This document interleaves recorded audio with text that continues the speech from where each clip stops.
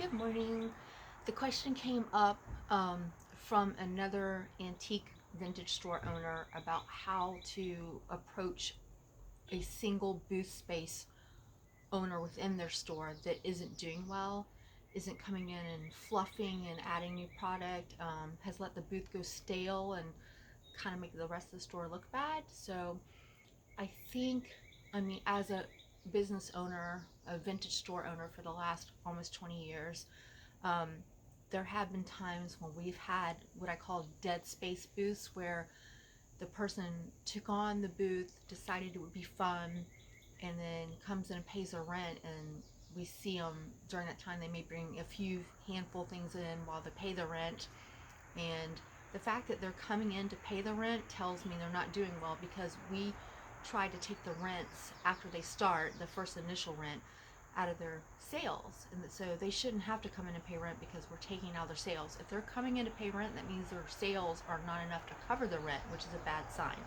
So I could approach this as the store owner what to do, but I'm also going to approach this as, if you are a booth space owner, tips on what you can do to take the pressure off the owner. Yes, I'm a little biased with that, but what I'm trying to say is, like, when you say, oh, my sales are low, or your staff's not doing promoting me, or my stuff is so good but it's just not selling, I don't understand. Well, be honest with yourself, step back, and if all the other booths in the store are still open, obviously they're doing something you're not. So be honest with yourself. Have you come into your booth space 4 times this month? That means once a week. If you haven't been there 4 times this month, you're not doing yourself justice or that store justice. You're not doing your booth space justice. You are not really wanting to be in this business. Just be honest with yourself. You should be there at least 4 times a month, once a week, at least. Have you moved stuff around in your booth? Do you just come in and go, oh, I put the stuff in here so it should just sell? Owning a booth means making quick money. I just go to state sales and buy stuff for $1 and sell it for $5 million. I know they say that all the time. That's not how it works. It is actual work. So if you're going into this as you're going to make this magical money that you see on YouTubers saying, oh, I bought this for $1 and sold it for $5 million, that's not really truly how it works. It takes work to make it successful. If you truly love this business, it's almost not like work, because if you do what you love and get paid for it, it's not like going to work. It's like getting paid to do what you love, which is very true. That's why all the other vendors are there. That's why the store owner is there, doing what they love.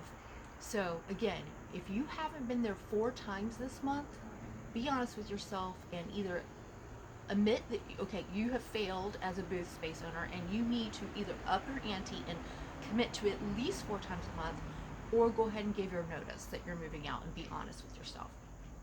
You need to go in there and rearrange things. You don't just pop in and drop a few things off and leave. Rearrange. Everything over here on this shelf can be moved over here to this shelf, or at least 10. We, Brooklyn and Jason and I, and Letha, and basically we came up with a 10 rule. When you go in, you need to take 10 things out that are not selling to donate or give to someone else. Just take 10 things out that were misses. Like, oh, I bought all the stuff, thought it would do well. It's not doing well. Go ahead and take them out, because it's making your booth look bad. 10 things out. You need to take 10 pictures of things for Instagram or your social media, tagging for that store. So my booth has this item at this location. This is what's new this week. 10 items of photos that you tag in social media and promote yourself, and 10 things that you move around. So if you can't move everything around, at least grab 10 items within that booth and move them from this shelf to this shelf. Take this item, move it here. So 10, 10, 10. 10 items you're going to take out and donate, or just call it a day because it didn't work. You made a bad choice. Take it out so your booth doesn't look bad.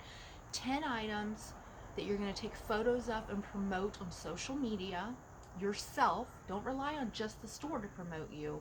When you tag your store, then they get tagged and they can promote it on their page. That's what we do. We ask all our booth space owners to tag at The Other Side Vintage, and then we take those pictures and those posts and we promote them on our own store thing, along with our own personal items that we sell in our store.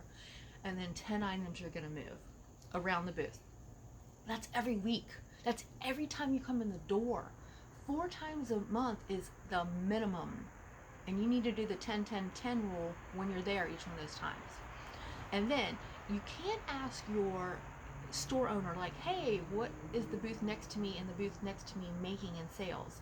They're not really allowed to give out that information. It's not to be secretive or hold things tight to their chest. It's to protect these people next to you, their income. It's like asking someone what they make per hour. It's just not appropriate to ask that. It's not appropriate to ask what they're paying in rent either.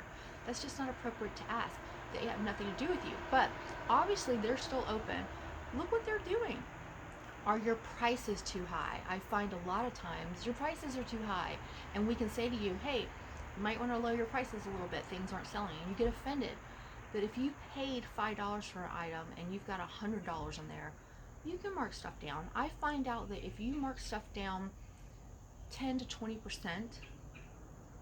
and you'll see that your sales will start picking up, then you'll know your price range. You'll know that, okay, the customer likes that price point. I make money, they get a good deal. That's the price point it should be. It should be a win-win, not a gouge. If you're gouging people, they know. They know that that's too high for that thing. And they're not buying from you. They're buying from the booths next to you. Hi, Mikey, you can come up here. So your prices, I know that it's important to you and you want to hold like, oh, my stuff is worth so much. It's worth so much. You know, how dare them ask for a discount? Listen to what the customers are saying. The booth space will, the store owner will tell you.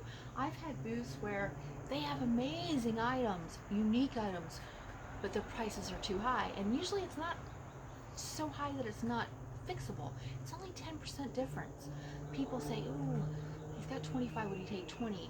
They've got 45, would they take 40? And if I contact that booth space owner and they say, no, I'm not discounting my stuff, and their sales are horrible and they're not making a rent, there's a sign. People are asking for 40, people are asking for 20. Pay attention.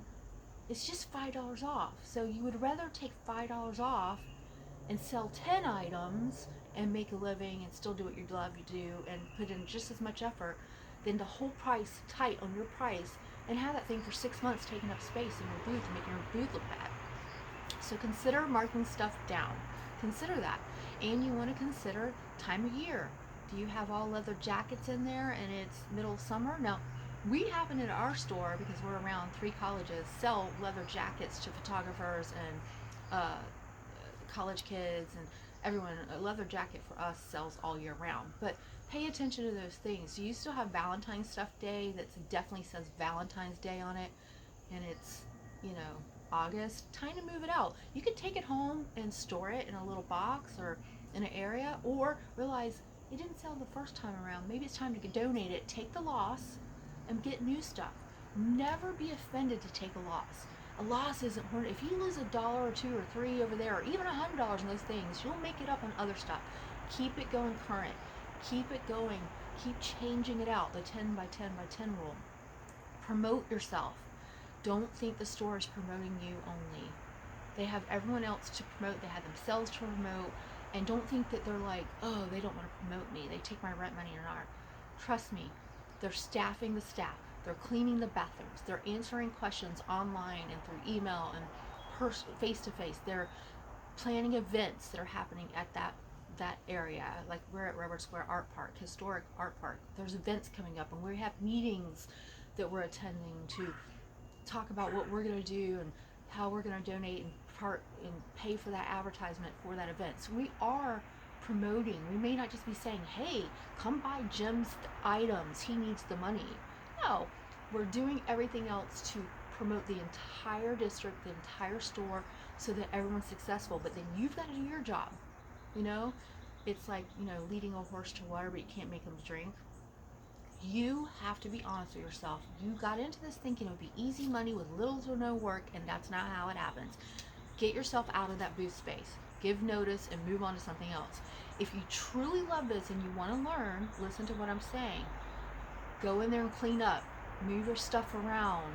Put colors with colors. Put liked things with liked things. You've got some milk glass vases and milk glass stuff. Put them in a little collection together, and that person might buy the entire collection. They can see it more instead of spread out. You've got coffee mugs. Put a couple together. You can find either between color, type of item, era. Maybe it's like the new movie or show Stranger Things. Maybe there's a few things that remind you of Stranger Things. So make a little section that's themed, like Star Wars, Stranger Things, or 80s or 60s or 50s, or here's bolo ties, here's jewelry over here. Come up with something. That is your job. The store owner is not here to teach you. Now here I am as a store owner telling you things. Why am I telling you these? Because these things work. Do I agree with all of them? Sometimes no. I don't want to go in there and have to move stuff around and donate stuff and say, oh, I made a mistake. But it's the truth. It happens. It's part of the job. It is a job, but it's a fun job. So you can't have fun at the job and not do the work. You get from it what you put into it. Just be honest with yourself and say, oh, I bought all these cool shirts knowing they would sell. I made an error. They didn't sell. It's okay to admit that you made an error, because you're going to make lots of them, but you're also going to make lots of good stuff too. So once you find that happy medium, you start making money. If you're not doubling what you pay for rent, hopefully tripling or more, you're not doing something right. So it is not the shop owner of this. Squeaks and the other cat just showed up, so I'm outside, and yeah, anyways, the rescue cats are showing up. So again, it is not anyone else's job but you to take care of your booth. So ask the store owner, but don't ask what other people are selling. Don't ask what they're paying for rent. That's not, ask, don't say, hey, where do you buy your stuff? No, you need to worry about yourself and figure it out yourself. But these are the tips that I just told you. Go in there and clean up. Put bright and colorful stuff. If everything in your booth is wood looking and boring, you're not going to catch the eye of everyone. You need to have a little bit of something for everyone. You can specialize in one thing. Like we have some people that specialize in great clothes, someone specializes in toys, someone else is known for records, someone else is known for barware and shot glasses. So you can have your niche, but you also want to have a variety of items. So if you're not doubling or tripling at least your rent, you're not doing something right, and be honest with yourself. So get yourself up there, get yourself motivated, get your stuff tagged. Don't bring your stuff in and put it in your booth and not tag it with a price. Store owners hate that. Trust me, I hate that. I don't want to have to call you saying, how much is this? The customer is standing right here waiting. Tag it. It's there to be sold. Tag it, put your code on it. So don't bellyache, don't blame everybody else. Be honest with yourself. You need to get to work or get out of this space and let someone else take over and do what we all do, which is have fun, make some money, win-win, a price that's good for the client, a price that's good for you, and you will have a lot of fun and enjoy your life better than being bitter. So there you go.